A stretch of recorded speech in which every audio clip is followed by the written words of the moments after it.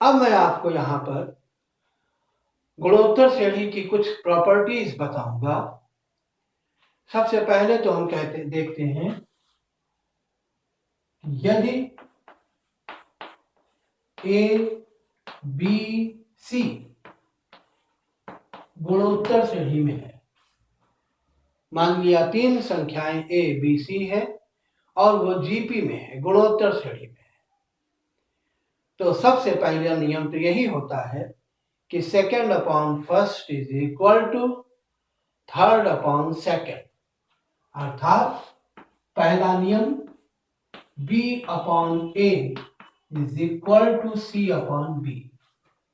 अर्थात अगर वो कहता है कि a b c गुणोत्तर श्रेणी में है, तो आप ये सूत्र या ये समीकरण लिख सकते हैं कि अगर a b c जीपी में है तो b अपॉन a का मान c अपॉन b के मान के बराबर होगा, और फिर इसके बाद इसका जहां चाहे हम इस्तेमाल कर सकते हैं। और इसका उल्टा भी है, अगर b अपॉन a बराबर c अपॉन b आ जाता है तो ऐसी स्थिति में a b c जीपी में होगा। तो अगर a b c को जीपी में सिद्ध करना है तो ये चीज लानी पड़ेगी, और अगर a b c जीपी में दिया है तो समझ लो ये आपको दिया है, आप इसका जहां चाहो इस्तेमाल करो। अब इसी को थोड़ा और अगर बढ़ा लें तो एक सूत्र और मिल जाएगा, और वो सूत्र होगा b square is equal to ac, अर्थात बीच वाली संख्या का वर्ग किनारे वाली संख्याओं के गुणनफल के बराबर होगा। तीसरा नियम है कि b बराबर अंडर रूट ac, अर्थात बीच वाली संख्या का मान किनारे वाली संख्याओं के गुणनफल के वर्गमूल के बराबर होगा। और आप याद करो, दो संख्याओं का गुणोत्तर माध्य भी यही होता था। तो आप यह भी कह सकते हो कि यदि ए बी सी गुणोत्तर श्रेणी में है तो ए और सी का गुणोत्तर माध्य बी होगा। यह बहुत इंपॉर्टेंट बात है, अपने दिमाग में फीड कर दीजिए कि यदि ए बी सी गुणोत्तर श्रेणी में है तो ए और सी का गुणोत्तर माध्य बी होगा। अच्छा, ये तो आपके साधारण बातें हुई। अब इसी में मैं आपको ये भी बताता हूं कि अगर तीन या तीन से चार ज्यादा भी, मान लिया वो कहता है ए बी सी डी और ऐसे ही कह सकता है, ये मान लिया जीपी में दे दिया। अब इससे संबंधित अगर कोई सवाल आता है तो ये नियम तो लगेगा ही। ये नियम मतलब b अपॉन ए बराबर c अपॉन b बराबर d upon b c d upon c, ये नियम तो लगेगा ही लगेगा। पर इससे ज्यादा आसान एक और चीज पड़ जाती है, और हम लोग आमतौर पर जब तीन से ज्यादा संख्याएं गुणोत्तर श्रेणी में दी होती हैं और उनका कोई सवाल करते हैं तो हम ये विधि लगाते हैं बजाय इस विधि पर जाने के। इस विधि से भी हो जाएगा पर वो थोड़ा टिपिकल पड़ता है। क्या लगाते हैं?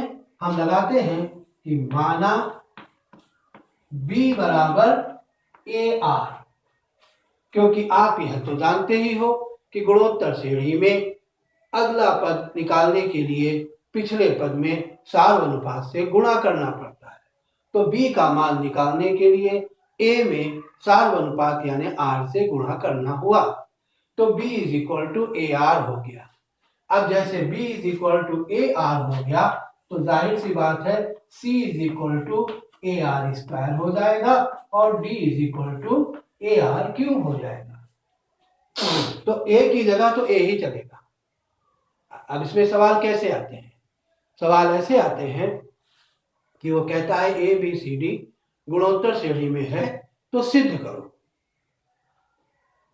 अब अगर कोई सिद्ध कराता है तो उसमें ए भी आएगा, बी भी आएगा, सी भी आएगा, डी भी आएगा। अब उसमें क्या करेंगे कि लेफ्ट हैंड साइड में ए की जगह ए रहने दो, बी सी और डी की जगह क्रमशः ए आर स्क्वायर और ए आर क्यूब रख दो। थोड़ा हल कर लो, कुछ वैल्यू आ जाएगी।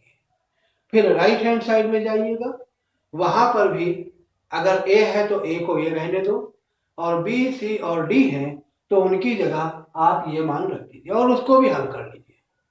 आप देखेंगे कि LHS is equal to RHS आ जाएगा। ये सबसे सीधा और आसान तरीका है। बाकी तरीके भी हैं पर वो थोड़े टिपिकल होते हैं, कभी ट्रिक लगानी पड़ती है, कभी कुछ होता है। तो आप उन तरीकों पे जाने के बजाय ये तरीका लगाइएगा, बहुत आसान पड़ेगा। तो और ये चीज आप यहाँ पे भी इस्तेमाल कर सकते हो, ये चीज आप यहाँ पे भी इस्तेमाल कर सकते हो। तो ये चीज थी आपकी, अगर 2, 3 या 4 संख्याएं गुणोत्तर श्रेणी में हो। अब इसमें भी जैसे समांतर श्रेणी में मैंने आपको कुछ गुण बताए थे कि यदि 3 या 4 या और ज्यादा संख्याएं समांतर श्रेणी में हो तो हमने कहा था कि यदि कोई भी एक निश्चित संख्या सब में जोड़ दी जाए तो नई संख्याएं भी समांतर श्रेणी में होंगी, या कोई एक निश्चित संख्या सब में घटा दिया जाए तो नई संख्याएं भी समांतर श्रेणी में होंगी। इसी तरीके से हमने ये भी कहा था कि यदि किसी अशून्य संख्या, ध्यान रखिएगा, अशून्य संख्या को अगर सब में गुणा कर दिया जाए तो उससे मिलने वाली नई संख्याएं भी समांतर श्रेणी में होंगी, और भाग दे दिया जाए तो भी। अब हम गुणोत्तर श्रेणी में आते हैं। गुणोत्तर श्रेणी में योग और घटाने का तो नियम नहीं लगेगा, लेकिन गुणा और भाग का नियम यहां भी लगता है कि यदि 3 संख्याएं मान लिया ए बी सी गुणोत्तर श्रेणी में है तो A X B X C X भी गुणोत्तर श्रेणी में होंगे, जबकि x is not equal to 0, यानी x का मान अगर 0 नहीं है तो उस x का गुणा a में करेंगे, b में करेंगे और करना तीनों में पड़ेगा।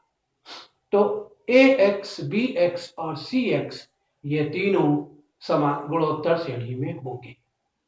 इसी तरीके से a upon x, b upon x और c अपॉन x भी GP में होंगे। कंडीशन वही, x must not be equal to 0, अर्थात समांतर श्रेणी में तो जोड़ने पर, घटाने पर, गुणा करने पर और भाग देने पर सब में समांतर श्रेणी ही मिलती थी, परंतु गुणोत्तर श्रेणी में केवल गुणा और भाग अलाउड है कि किसी एक संख्या से अगर प्रत्येक संख्या को गुणा कर दिया जाए या प्रत्येक संख्या को भाग दे दिया जाए तो उससे मिलने वाली संख्याएं भी गुणोत्तर श्रेणी में होती हैं। और एक बात इसमें और भी है जो समांतर श्रेणी में नहीं थी, वो ये है कि 1 अपॉन ए, 1 अपॉन बी, 1 अपॉन सी ये भी जीपी में होगा।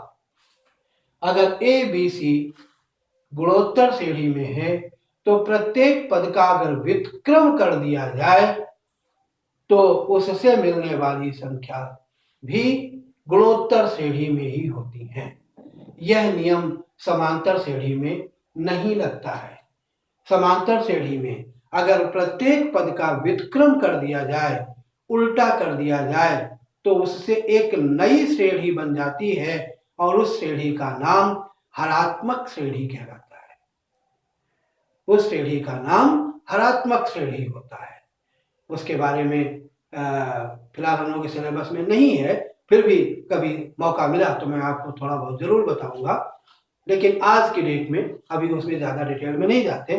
पर अगर मान लिया कभी कोई पूछ बैठे कि समांतर गुणोत्तर के साथ एक और श्रेणी होती है तो आप कह सकते हैं हाँ, हरात्मक श्रेणी होती है, और हरात्मक श्रेणी समांतर श्रेणी के प्रत्येक पद का व्युत्क्रम होती है, उल्टा होता है। जैसे 2, 4, 6 समांतर श्रेणी में है तो 1/2, 1/4, 1/6 यह हरात्मक श्रेणी होगी।